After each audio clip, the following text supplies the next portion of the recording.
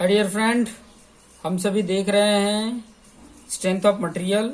और strength of material में हम लेक्चर नंबर 19 देख रहे हैं, जिसमें केस 2, इसके पहले केस 1 मैंने बताया था कि इलोंगेशन कैलकुलेट करना of prismatic bar due to axial load.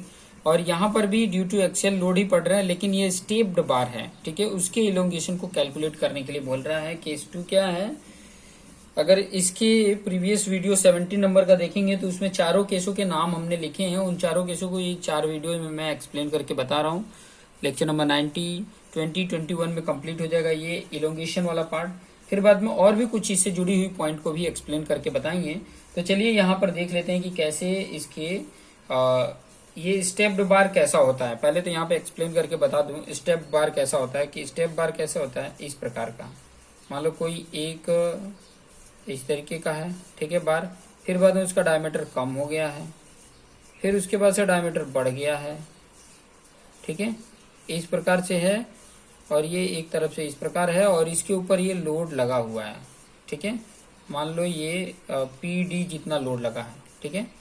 ये आपका A सेक्शन है, ये B सेक्शन है, ये C सेक्शन है और ये D सेक्शन है। D सेक्शन पे PD लोड लगा है और एक यहाँ पे लोड लगा है, ठीक है। एक और यहाँ पर इस पे भी एक लोड लगा है PC, और एक इस पे यहाँ पर PB करके लोड लगा है, ठीक है।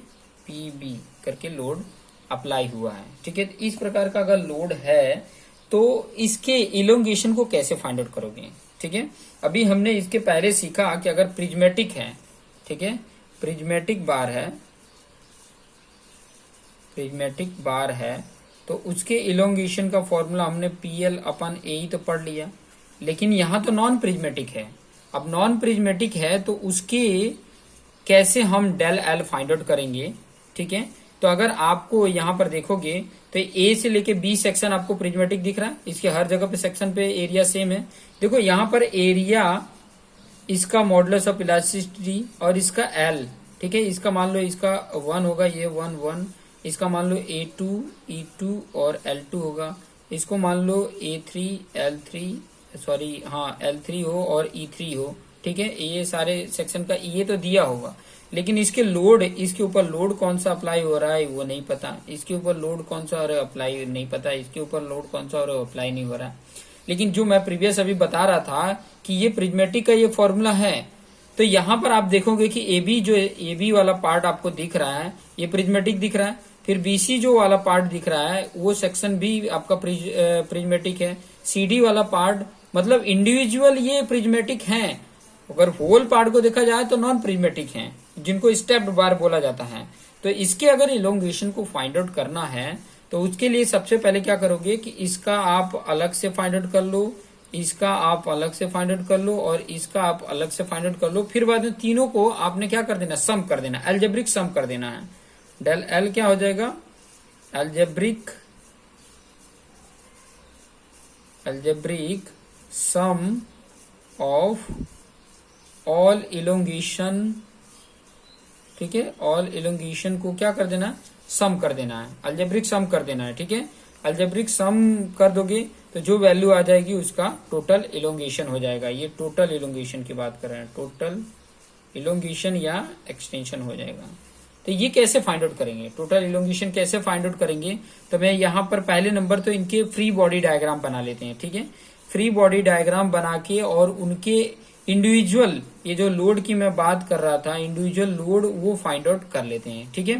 तो चलो मैं इसका देखो ये वाला पार्ट का अगर मैं बनाया यहाँ पर तो ये इस प्रकार का आपका सेक्शन है, ठीक है। दूसरे वाले का सेक्शन किस तरीके से, इस तरीके का है, आप देख रहे हैं इस तरीके का है।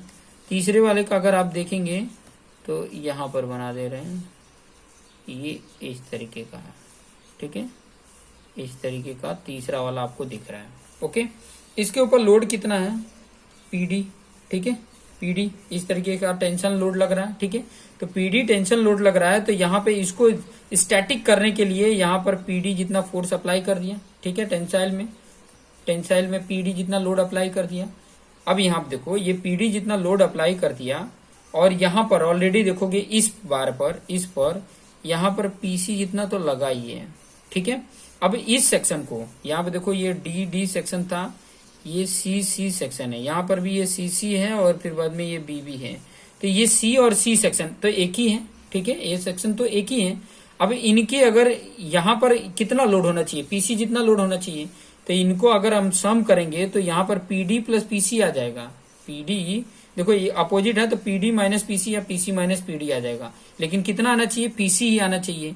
तो उनका सम, ठीक है, पीसी जितना हो तो हम क्या कर देंगे, इस डायरेक्शन में, देखो ये इस डायरेक्शन में लगा है तो इस डायरेक्शन में हम पीडी जितना लोड अप्लाई कर देंगे, ठीक है। पीडी जितना लोड अप्लाई कर दिए तो ये टोटल कितना हो गया, पीडी प्लस पीसी हो गया। अभी ये पीडी प्लस पीसी इस डायरेक्शन में और पीडी इस डायरेक्शन में, तो इस सेक्शन का सम करोगे तो पीडी पीडी कैंसिल और पीसी बच जाएगा।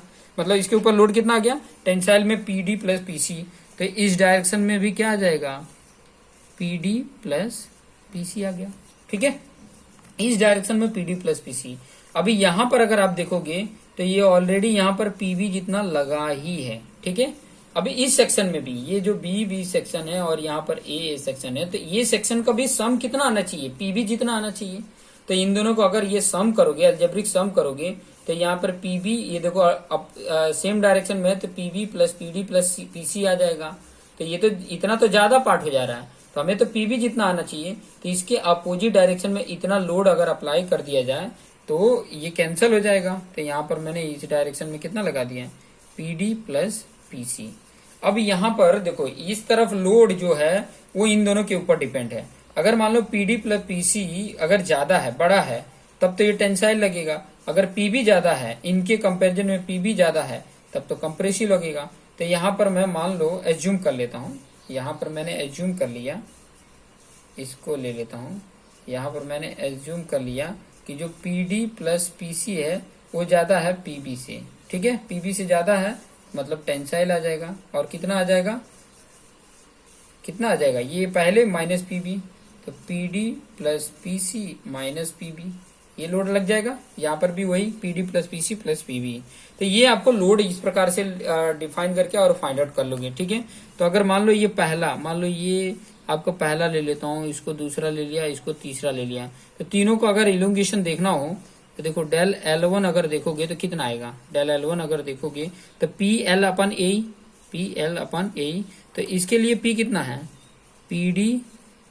और देखो एक चीज देखो, टेंसाइल के लिए हम यहाँ पर नोट करके लिख लो, नोट करके मैं बता देता हूँ कि टेंसाइल के लिए यहाँ पर प्लस लेते हैं, कंप्रेसिव के लिए माइनस लेते हैं, ठीक है, प्लस पॉजिटिव वैल्यू लेते हैं और कंप्रेशन के लिए निगेटिव वैल्यू लेते हैं। तो देखो सब में टेंशन है, ठीक है, सब में टेंशन है तो सब पॉजिटिव होगा।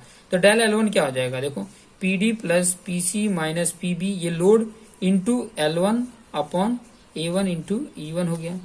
वही डेल L2 की अगर मैं बात करूं तो डेल L2 कितना हो जाएगा, यहाँ पर देखो पहले तो load PD plus PC into L2 upon A2 into E2, ठीक है। अगर E सेम है तो E एक सिंगल रख लोगे।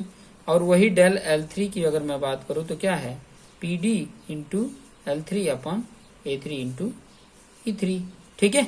फिर टोटल इनका सम कर दोगे, डेल L इक्वल टू क्या आ जाएगा, del L1 plus del L2 plus del L3, value solve करके लिख दोगे, ठीक है। वैल्यू इसका जो ऊपर है वो जो सॉल्व किया हुआ है वो वैल्यू लिख दोगे तो आपकी वैल्यू फाइंड आउट होके यहाँ पर आ जाती है। तो ये कॉन्सेप्ट का यूज करोगे तो आपको आसानी से ये फाइंड आउट हो जाएगा, ठीक है। इन कॉन्सेप्ट का अगर यूज करते हो तो आसानी से ये फाइंड आउट होके आ जाता है। तो टोटल इलोंगेशन जो है इन फॉर्मूले में वैल्यू में पुट करोगे और आपका टोटल इलोंगेशन फाइंड आउट होके आ जाएगा। तो कुछ क्वेश्चन इससे रिलेटेड भी कर लेते हैं। देखो अगर मान लो कि अगर प्रिज्मेटिक आ गया, ध्यान देना, अगर मान लो प्रिज्मेटिक आ गया तो आपको एरिया जो है, एरिया तीनों का सेम हो जाएगा, ठीक है। अगर मान लो ये प्रिज्मेटिक बार हुए तो एरिया तो सेम हो जाएगा, लेकिन लोड अलग अलग जगह पे लग रहा है, तो सभी बॉडी पे, सभी जगह पे आपको लोड तो फाइंड आउट करने पड़ेंगे, ठीक है। और वही अलग अलग इसको करके और फाइंड आउट करके वैल्यू पुट कर दोगे, ठीक है। तो ये कॉन्सेप्ट यूज कर सकते हो। चलो मैं एक क्वेश्चन आपको करा देता हूँ कि ताकि आपका जो कंफ्यूजन है ना वो क्लियर हो सके, ठीक है। एक क्वेश्चन मैं करा देता हूँ ताकि हम ना आसानी से इसको फाइंड आउट कर सकें। एक क्वेश्चन मैं ले लेता हूँ। अलग अलग एरिया वाला।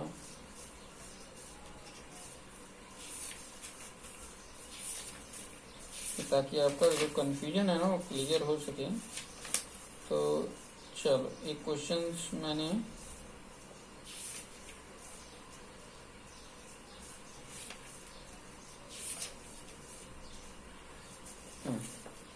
ये क्वेश्चंस मैं यहाँ पे एग्जाम्पल तरीके से, चलो ये नेक्स्ट इसको बता देता हूँ। यहाँ पर इस तरीके का क्वेश्चंस पूछा है, ठीक है। ये क्वेश्चन क्या है, फाइंड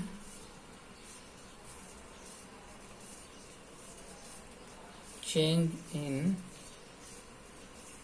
लेंथ ऑफ अ बार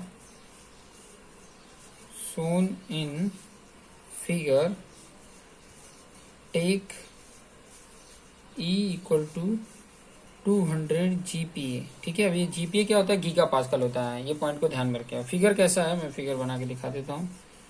इस प्रकार का है, फिर ये इस प्रकार है, फिर यहाँ पर इस प्रकार बना। यहाँ पर ये लगा है 60 किलो न्यूटन का लोड, यहाँ पर इस तरीके का लगा है 50 किलो न्यूटन, और यहाँ पे फिर इस डायरेक्शन में लगा है 90 किलो न्यूटन, और फिर यहाँ पर इस सेक्शन पे लगा है 80 किलो न्यूटन का, इस तरीके का लगा है, ठीक है। अभी यहाँ पर मैं बताऊं कि ये वाला जो है यहाँ से यहाँ तक इसका डायमीटर दिया है, यहाँ पे 20 mm डायमीटर है और 0.6 मीटर का लेंथ है, ठीक है। और यहाँ से यहाँ तक का जो डायमीटर है वो 32 mm का डायमीटर है, 5 डायमीटर को बताता है, और 0.8 मीटर इसका लेंथ है। और इसकी अगर मैं बात करूँ तो 25 mm डायमीटर का है और इसका लेंथ 0.6 मीटर है, ठीक है। ये है, ठीक है। डायमीटर और लेंथ की बात किया है, ऊपर डायमीटर है और नीचे लेंथ है, ठीक है। ये चीजें लिखी है। अभी इसको फाइंड आउट करना है, तो सबसे पहले क्या करना पड़ेगा, इसकी फ्री बॉडी डायग्राम बनाइए। फ्री बॉडी डायग्राम करके फिर बाद में उनकी जो वैल्यू दी है वो लिख लेंगे। तो सबसे पहले क्या करेंगे, फ्री बॉडी डायग्राम बना लेते हैं। फ्री बॉडी डायग्राम मतलब ये वैल्यू देखिए, ये मैंने फाइंड आउट किया है पहला, फिर बाद में यहाँ पर ये दूसरा, और यहाँ पर आप देखेंगे तो ये आपका तीसरा, ठीक है। अब लोड को देख लेते हैं, ठीक है। पहले नंबर तो यहाँ पर टेंसाइल 80 किलो न्यूटन का लोड अगर लगा है तो सीधा सीधा यहाँ पर आपने क्या कर देना है, क्योंकि हम जो बात करते हैं ना स्टैटिक, ठीक है, स्टैटिक स्ट्रक्चर की ही बात करते हैं, डायनेमिक स्ट्रक्चर की बात नहीं करते हैं। तो यहाँ पर स्टैटिक स्ट्रक्चर में देखोगे तो जितना लोड इधर लग रहा है इतना इधर लोड लगा देंगे, ठीक है। तो ये टेंसाइल नेचर का हो जाएगा, इसका पी की वैल्यू मिल गई, ठीक है, पी की वैल्यू मिल गई। अभी ये 80 अगर लगाया है तो इसको बैलेंस करने के लिए 80 इधर तो पहले चाहिए ही, 80 इधर चाहिए, और ऑलरेडी इस सेक्शन पे ये 90 किलो न्यूटन का इस डायरेक्शन में लगाया है, ठीक है। तो इस सेक्शन पे 90 चाहिए, तो इन दोनों को अगर इन सेक्शन को सम करोगे तो ये 80 कैंसिल हो जाएंगे और ये 90 बच जाएगा, ठीक है। तो अब यहाँ पर देखो एक्चुअल कितना लग रहा है और किस डायरेक्शन में लग रहा है। देखो एक्चुअल ये बड़ा है, ये 90 वाला बड़ा है, तो मतलब इसके ऊपर एक्चुअल कितना लगेगा, 90 माइनस 80 करोगे तो 10 न्यूटन इस डायरेक्शन में लगेगा, ठीक है। तो एक्चुअल में तो बना दूं ये कंप्रेशन नेचर का, और कितना 10 किलो न्यूटन का कंप्रेशन लग रहा है, ठीक है। तो 10 किलो न्यूटन कंप्रेशन लग रहा है, तो यहाँ पर भी कितना हो जाएगा, 10 किलो न्यूटन का कंप्रेशन तो ऑलरेडी लग ही जाएगा, ठीक है, क्योंकि स्टैटिक करना है। 10 किलो न्यूटन यहाँ पर लगा दिए। अब यहाँ पे ध्यान दो, 10 किलो न्यूटन इधर लगाए हो तो 10 किलो न्यूटन इधर भी देना पड़ेगा, 10 किलो न्यूटन तो इधर भी देना पड़ेगा, और 10 किलो न्यूटन इधर दिया, लेकिन एक्चुअल इधर कितना होना चाहिए, 50 होना चाहिए, 50। तो ये तो बैलेंस हो गया और मैं ये 50 लगा दिया। तो दोनों सेम डायरेक्शन में हो रहे हैं, तो दोनों का एडिशन कर लेंगे तो कितना एक्चुअल लोड आ गया इसके ऊपर, कंप्रेशन में 60 आ गया, यहाँ पे भी कंप्रेशन आ गया, यहाँ पे भी कंप्रेशन आ गया 60 किलो न्यूटन का, तो इधर भी 60 किलो न्यूटन आ गया। और देखो ऊपर दिया भी है इस तरह का 60 किलो न्यूटन का लोड दिया भी है। तो यहाँ पे क्या क्या मिल गया, देखो यहाँ पे आपको P1 मिल गया, कितना मिल गया, टेंसाइल में है तो प्लस ले लेंगे 80 किलो न्यूटन, ठीक है। यहाँ पे P2 देखो कंप्रेसिव नेचर है तो माइनस ले लेंगे कितना 10 किलो न्यूटन, और यहाँ पर P3 ले लोगे कंप्रेशन है तो माइनस 60 किलो न्यूटन। ठीक है, इस तरीके से मिल गया। अब यहाँ पे ध्यान दो, इन सभी का पहले नंबर तो एरिया डायमीटर में दिया तो एरिया फाइंड आउट करना पड़ेगा, क्योंकि मेरा जो हर सेक्शन का मैं फाइंड आउट करूंगा तो PL अपन ए ही फॉर्मूला है। ठीक है, तो P तो मिल गया, L भी हमारा दिया हुआ है। ठीक है, अभी यहाँ पर एक चीज और देखोगे कि ये जो E की वैल्यू दी हुई है, E की वैल्यू कितनी दी है 200 GPa दिया हुआ है, तो ये 200 GPa मतलब गीगा पास्कल। ठीक है, गीगा पास्कल, तो इसको एमपीए में कन्वर्ट करना है तो 200 इंटू 10⁻³ MP हो जाता है। ठीक है, और एमपीए का यूनिट क्या होता है न्यूटन पर mm स्क्वायर होता है, तो इसको न्यूटन और mm में चाहिए। ठीक है, ये भी ध्यान रखना। तो देखो सभी सेक्शन का, पहले वाले सेक्शन का अगर मैं A1 एरिया फाइंड आउट करूँ तो क्या होगा π/4 d1 स्क्वायर, तो π/4 d1 की वैल्यू कितनी है 20 mm है, तो इसका स्क्वायर करेंगे तो मेरी वैल्यू, इसको सॉल्व करोगे तो वैल्यू आ जाएगी 314.15 mm स्क्वायर। सेम वही अगर A2 फाइंड आउट करोगे तो π/4 d2 का होल स्क्वायर, और उसकी वैल्यू दिया है π/4 कितना दिया है 32, इसको सॉल्व करोगे तो 804.25 mm स्क्वायर आ जाएगा। ये मैंने कैलकुलेट किया है इसलिए वैल्यू आया, आप भी कैलकुलेट कर लो कैलसी में। ठीक है, इसका स्क्वायर करो इंटू पाई का मल्टीप्लीकेशन करो, जो वैल्यू आ रही है उसमें 4 का डिवाइड करो, आपकी वैल्यू आ जाएगी। सेम A3 π/4 डी की वैल्यू कितनी है वहां पे 25 है, तो स्क्वायर कर दिया, मेरी वैल्यू कितनी आ गई 490.87। और L1 L2 की यहाँ पे बात करें तो L1 कितना दिया है, यहाँ पर देखो L1 की वैल्यू 0.6 मीटर दिया है ना, तो कितना आ जाएगा 600 mm आ जाएगा। ठीक है, 1000 का मल्टीप्लीकेशन कर दो तभी mm में कन्वर्ट हो जाएगा। L2 की बात करेंगे तो यहाँ पे 800 mm आ गया, वहीं L3 की बात करेंगे तो भी 600 mm आ गया। इस तरीके से P भी मिल गया, A भी मिल गया, L भी मिल गया, और E सबका सेम है। E कितना है 200 इंटू 10⁻³ न्यूटन पर mm स्क्वायर। अब डेल L की वैल्यू क्या हो जाएगी, डेल L की value del L1 plus del L2 plus del L3 कर लेंगे। ठीक है, इसका फॉर्मूला क्या होगा P1 L1 अपॉन A1E। ठीक है, ये दोनों क्या होंगे माइनस होंगे, P2 L2 अपॉन A2E, यानी ये भी माइनस क्योंकि कंप्रेशन है, P3 L3 अपॉन A3E। सारी वैल्यू में देखो E कॉमन है तो E निकाल लो। P1 की वैल्यू कितनी है 80 किलो न्यूटन है, ध्यान देना 80 किलो न्यूटन, तो न्यूटन में कन्वर्ट करना है ना, 8 into 10⁻³ into L1 600 divide by A1 314.15 into E की वैल्यू 2 इंटू 10⁻⁵, इसको सॉल्व करेंगे। ठीक है, प्लस दूसरा क्या कर लेंगे, इसकी भी वैल्यू माइनस में। ठीक है, प्लस रहेगा और माइनस में P2 की वैल्यू माइनस में, तो माइनस में वैल्यू लिख लेंगे, कितना है 10 है तो 10 इंटू 10⁻³ इंटू L2 की वैल्यू 800 डिवाइड बाई एरिया की वैल्यू कितनी आई है 804.25 इंटू E की वैल्यू 2 इंटू 10⁻⁵।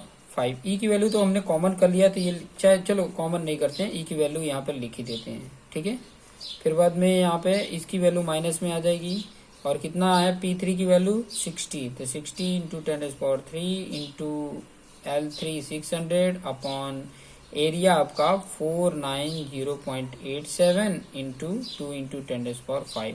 इन सबको इंडिविजुअली सॉम करो, ये वैल्यू फाइंड आउट करो, फिर बाद में ये दोनों को प्लस करके इसमें से माइनस कर दो, तो आपकी वैल्यू कैलकुलेट होके आ जाएगी। और मेरा कितनी वैल्यू आई है कैलकुलेट करने पे 0.347, मतलब इतना प्लस में अगर आ रही है तो इंक्रीज करेगा। देखो ये वैल्यू प्लस में आया तो इंक्रीज इन लेंथ।